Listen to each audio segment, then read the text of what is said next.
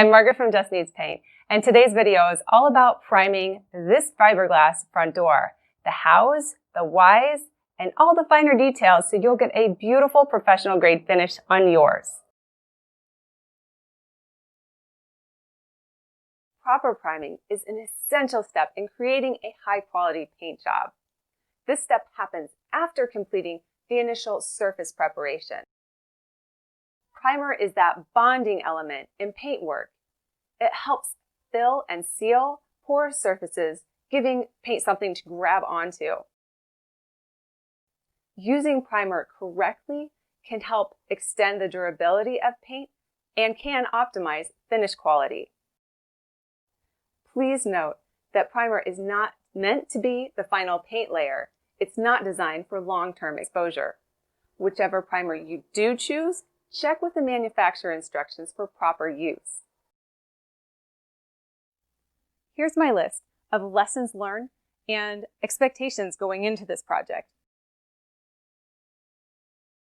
Lay the door horizontal. Pop the pins off and lay it flat. This way you're avoiding any opportunity for drips to form, as well as you're avoiding buildup in the corners, as you saw when I was stripping the paint off of this door. This next tip was done just before that video started, and that is clean the door off one last time before you start priming. Make sure any dirt, dust, fingerprints from having just moved it into place are gone to make sure that the primer has nothing between it and the door and it gets a really good grip on that door. And I would recommend, just like I did in the last video when it came to stripping the paint off, using denatured alcohol. Again, it not only really cleans well, gets all of that grease and grime from any fingerprints off, but it also evaporates very quickly. Unlike water, since it's alcohol, it's going to evaporate really fast.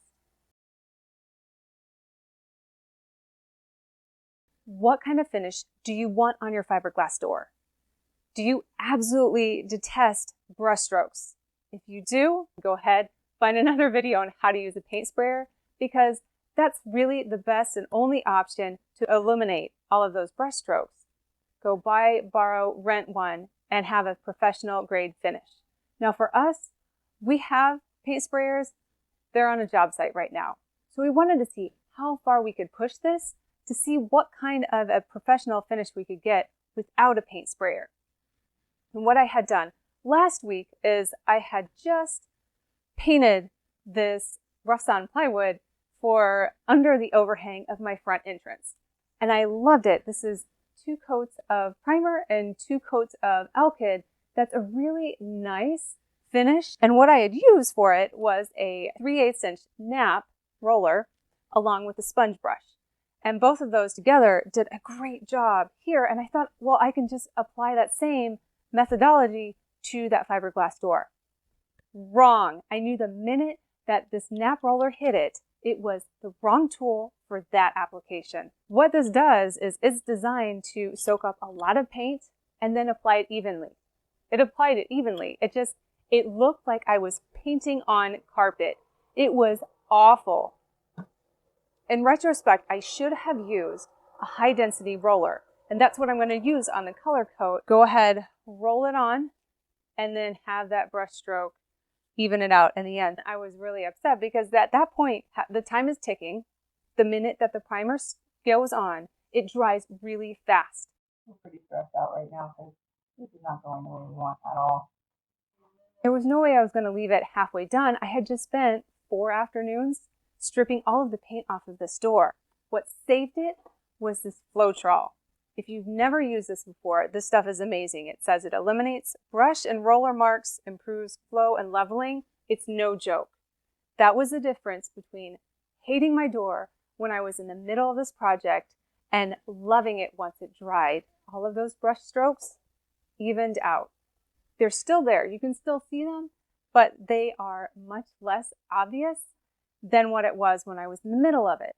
It was so nice to see that wood grain that I had exposed when I was stripping the paint off. It really is the difference between hating my door and loving the door, looking forward to the next step now. I also want to highlight the importance of attention to detail. You can see here where there's a change in the direction of the faux wood grain, and you really want that to be a tight line. So you can see here how tight that is all along here. But I had started on this section, and this was one of the last ones to go. So of course there's going to be some overspray from the brush. It's just not a perfect finish. So what I ended up doing was not using so much suggestion as brute force of just making that fine line and peeling off the brush strokes that just went over this line. It's okay to make some kind of executive decision like, hey, that's not going to stay. And then you can have that really nice sharp line. Maybe by that point, if you're slow enough like me, you're still able to just go ahead and add a little more on this side. So it just really has that nice, tight line. And that's all the way around the door you could do that. But giving you another shot right there.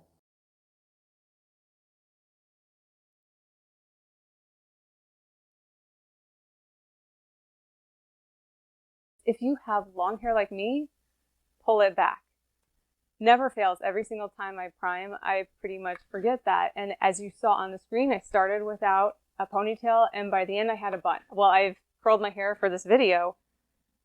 I still have a little bit of primer, so I wasn't able to curl all the way to the end. Did the same thing with the rough sawn plywood behind me too. Pull your hair back, ponytail, bun, problem solved. If you're at a decision point and you're trying to decide, do I want to refinish my door? Definitely check out my past video where I'm stripping the paint off of this door. And also consider subscribing so you don't miss the next videos where I'm putting the color coats on, as well as trying to sand this so I get a beautiful professional grade finish in the end. Thanks for watching and liking this video. I have a full write-up at justneedspaint.com along with the tools and materials used. Head on over there if you have any questions, add it in the comments below or add it to over in the blog.